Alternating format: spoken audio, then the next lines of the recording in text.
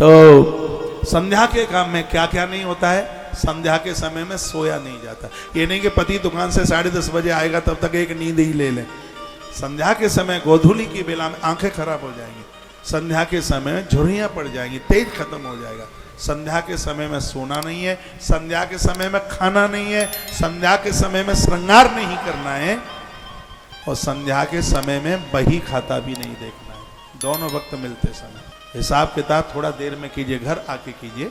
संध्या का समय में वो संध्या का समय आराधना के लिए, संध्या का जब गोधूली की बेला आरंभ होती है उससे पहले आप सब दुकानदार शॉपकीपर लोग बैठे हुए हैं, उसका गुणा भाग पहले कर लीजिए, घर आके कर लीजिए उसको। लेकिन उस समय का जो समय, जिस समय गोधूली की बेला है, गैया जिस समय चर के आती है, आप अपनी दुकान पर भी दिया जलाइए।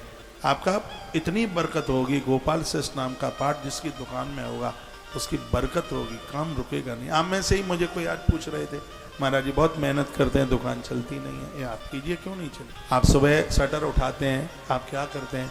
बहुत दुकानों में झाड़ू पड़ा रहता है सामने, झाड़ू को ग्राहक देखेगा तो बरकत कहाँ से होगी? झाड़ू ऐसी जगह रखा जाता है जिसको किसी की निगाह ही नहीं पड़े झाड़ू के ऊपर।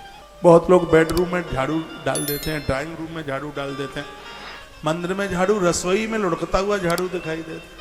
झाड़ू का भी एक बहुत बड़ा विज्ञान है। झाड़ू कब खरीद करके लाए? झाड़ू मंगलवार को खरीदी। ये मंगलवार झाड़ू के लिए है और ये मंगलवार दवाई के लिए। मंगलवार के दिन वशिष्ठ संहिता में लिखा है नया कपड़ा ना खरीदें, और खरीद भी ले आए हैं तो मंगलवार के दिन नया कपड़ा पहने नहीं। मंगलवार के दिन यदि कपड़ा पहना है तो उसमें आग लगने के बहुत ज़्यादा चांसेज होते हैं, और वशिष्ठ संहिता में ऐसा लिखा है। और ऐसी घटनाएं घटी हैं। नई पोशाक मंगलवार को, नए कपड़े मंगलवार को नहीं, पहले पहन लीजिए, बाद में पहन लीजिए मंगलवार। तो ये सब चीजें हैं, लेकिन मेरी कथा दक्षिणा के लिए नहीं है, मेरी कथा आनंद के लिए है, आनंद के लिए। पैसा कमाने के तो बड़े साधन होते हैं, कथा आनंद देती है। और जितना समय भगवान को एक्स्ट्रा दे दिया जावे, आनंद ही है। 24-25 तारीख के बाद में सब काम आप घर के संभालते ही रहेंगे। इस पंडाल के इन क्षणों को आप याद करते रहेंगे।